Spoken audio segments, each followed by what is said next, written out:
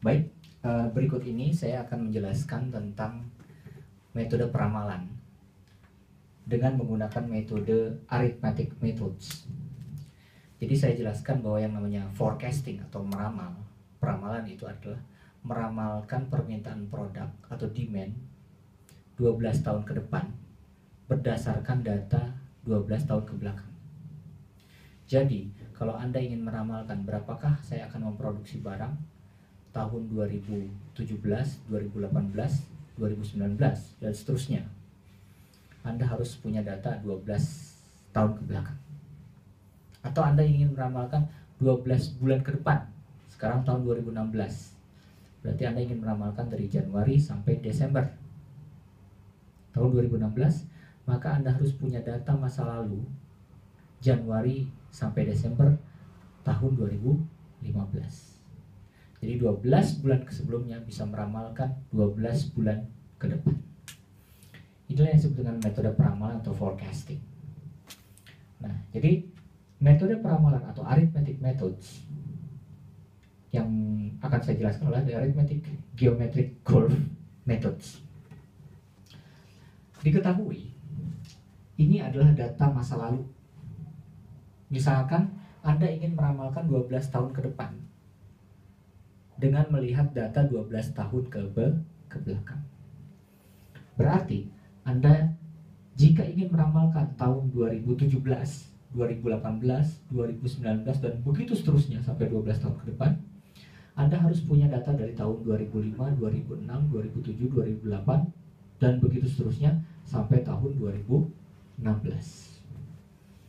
Di sini kita ketahui bahwa misalkan di tahun 2005, katakanlah aktual demand Anda misalkan membuat TV, Anda misalkan pabrik TV, ya. Pada tahun 2005, Anda telah memproduksi 14.635 TV. Pada tahun 2006, Anda telah memproduksi 16.548 TV.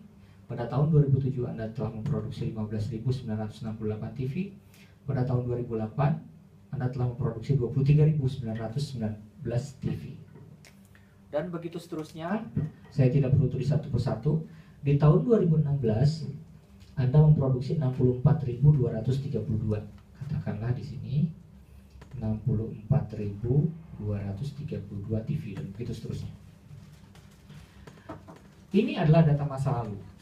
Anda meramalkan berdasarkan data masa lalu 12 tahun ke belakang, ingin meramalkan 12 tahun ke depan. Nanti hasilnya akan ditaruh di sini, di projected demand. Ya. Nah, caranya yang pertama, Anda harus menentukan year to year increase decrease. Year to year increase decrease itu ingin menentukan dari tahun ke tahun berapakah bertambahnya dan berapakah berkurangnya, gitu. Contoh, bagaimana cara menghitungnya? Gampang. Cara menghitungnya itu untuk tahun 2005 dan 2006. Di sini kan ada 14.635, 16.548. 14.635 dikurangi 16.548, hasilnya adalah 1913. Oh, maaf, saya terbalik. Yang Anda harus kurangkan itu adalah data dikurangkan dengan data sebelumnya. Berarti 16.548 dikurangi 14.635. 16.548 dikurangi 14.635, hasilnya adalah 1913. Di sini saya tulis 1913 ya. Ini dapat dari mana? 16.548 dikurangi 14.635. 1913. Kemudian yang berikutnya 15.968 dikurangi 16.548. Ini dikurangi ini. Negatif ya. Hasilnya adalah 580. Ya. Hasilnya adalah 580. Ini negatif. Ya. Kalau misalkan negatif, Anda kasih kurung supaya tanda gitu. Jadi 580 dapat dari 15.968 dikurangi 16.548. Kemudian yang berikutnya 23919 dikurangi 15.968. Ya. Ini berapa dapatnya? 7951. Oke, di sini dapat 7951. Ya. Jadi seperti ini. Jadi ini ke sini ya, ini ke sini nih. Gitu. Kemudian ini ke sini. Ya. Gitu. Ya. Kemudian Anda lakukan seterusnya sampai tahun ke-12. Sehingga kalau misalkan Anda jumlahkan ini ada berapa biji tuh? 1, 2, 3 seterusnya pasti ada 11. Ya, karena ada 11 baris. Karena kan ini kurang ini taruh sini, ini kurang ini taruh sini, ini kurang ini taruh sini, terus pasti kalau dijumlahkan di sini n-nya adalah 11. N-nya itu adalah 11. Ya. Jadi ini totalnya nih, totalnya. Oke. Nah, kemudian inilah yang disebut dengan year to year increase decrease. Jadi rumusnya adalah demand tahun tersebut dikurangi tahun sebelumnya. Demand tahun tersebut dikurangi tahun sebelumnya. Terus Anda lakukan. Jika positif, Anda tulis seperti ini. Jika negatif, Anda dalamkan kurung. Gitu. Nah, sehingga berapakah jumlah N? Berapakah jumlah data ke bawahnya? Karena di sini pasti datanya adalah 11. Gitu. Nah, sekarang Anda hitung percentage increase decrease. Percentage increase decrease adalah ini, hasil ini dibagi demand awal dikali 100%. Jadi kalau misalkan saya ingin hitung berapakah ini dapat dari 1913 dibagi 14.635 gitu ya. Atau saya gampangnya gini aja deh. Saya tulis di sini ya. 1913 dibagi 14.635 ya dikali 100%. 1913 dibagi 14.635 itu dapatnya adalah 0,13 ya nggak? 0,13 dikali 100 berarti 13,0%. Gitu. Kemudian untuk yang berikutnya, ini kan hasilnya 580. Berarti 580 dibagi yang awal 16.548 dikali 100%. Dapatnya adalah 0,035 ya. 0,035 dikali 100 berarti 3,5%. Berarti 3,5%. Ya, gitu. Berikutnya. Ini kan hasilnya. Berarti 7951 dibagi berapa? 15.968.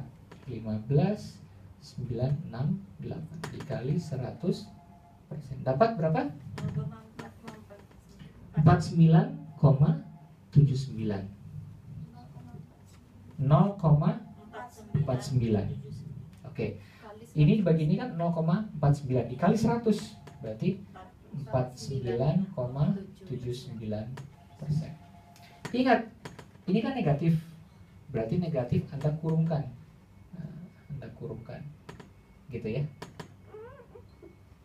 Anda kurungkan. Oke. Lakukan seterusnya sampai yang ke-11. Oke. Setelah selesai, Anda tolong totalkan 13,0% ditambah 3,5%. Ini dikurangi ya. Ini minus ya, karena kan negatif ya.